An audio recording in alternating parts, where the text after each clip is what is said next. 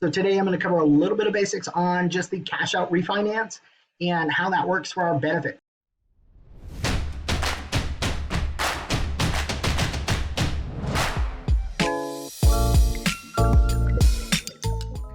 Leroy Romero here from Phoenix, Arizona. I've been part of VA since June 19th, 2019. So today I'm going to cover a little bit of basics on just the cash out refinance and how that works for our benefit. So here's kind of our objective. What options do we have with the cash out? What is the cost versus the benefit of using the equity in your home, with the current market trend, and then leveraging mortgage debt wisely. And let's dive in. So one of the great things about the VA cash out, right?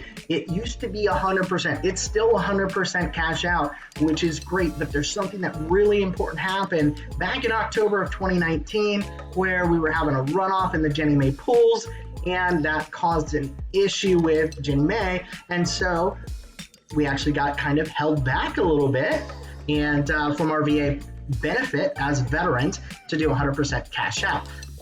So there was what's called an LLPA, and this is super important because when you go over 90%, which includes the funding fee, if you are not a disabled veteran, you are now kind of restricted or yet penalized for going above that 90% loan to value.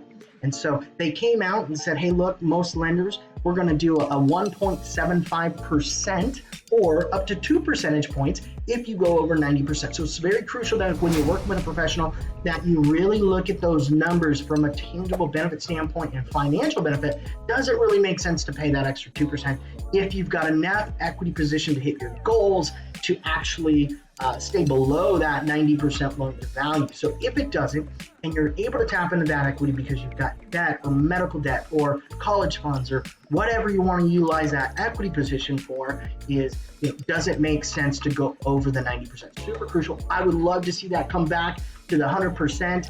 I think that's a very valuable thing that we've always had as a benefit. But as we have some lenders out there that abuse that VA loan or what's called churning, we're going to start to see some of those benefits actually stripped. And we saw that with the 100% cash out VA options. So, all right, restoration and how it works. When you go to restore your VA loan, I have a VA loan right now, and I want to pull cash out, do 90% loan to value. I've got $100,000 of equity, but I got $50,000 of debt, and all my 0% credit cards just went to 27%. I got to get out of that mess. And so I'm going to utilize that cash out benefit option. And so it's a really easy thing. There's just a button that we click in there, and we do what's called a one-time restoration for a cash out refinance. I get a new VA amount that I can use, which replaces my old VA loan for my total entitlement. So now if you have a free and clear property, life's been great, paid off your house fast, you're loving it. However, you have no lien on your first property or no first lien on your property or second lien on the property, unfortunately, can't you actually use the VA cash out option? There does need to be a lien, a maintenance lien. It could be one way to do it. So you'll see my notes here. I talked about the loan to value, the Ginnie Mae pools, and how that happened in October of 2019. So now you want to be careful in this, and you want to always do the math. When you're dealing with cash out refinance, you do pay that subsequent fee when you're utilizing the cash out option. And so that can be expensive. So an expense meaning, is it more expensive than $50,000 of 22%? Yeah, probably not, right? So utilizing and making sure that you do the math, because you do pay that funding fee back to the VA. Again, it's not like the streamline refinance where it's only 0.5%. So service connection disability at 10% or more, good to go, no funding fee. Again, the path is always math. You'll hear me say that a lot in my videos because you really want to break it down to see where it makes sense for you financially. So mortgage appreciation, mortgage debt, super important. You've got installment debt versus revolving debt.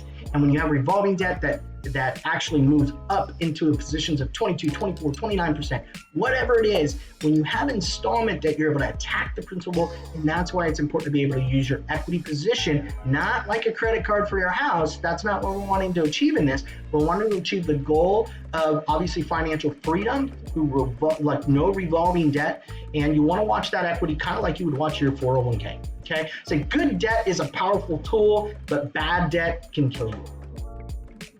And the last little part on here is just the recap time. Leveraging good debt If you don't change your habits, none of it matters, right? So if you're spending a lot of money, or if unfortunately if you came across an accident, those things are a little bit harder. But you want to make sure that you leverage the good debt versus the bad debt in a cash out refi.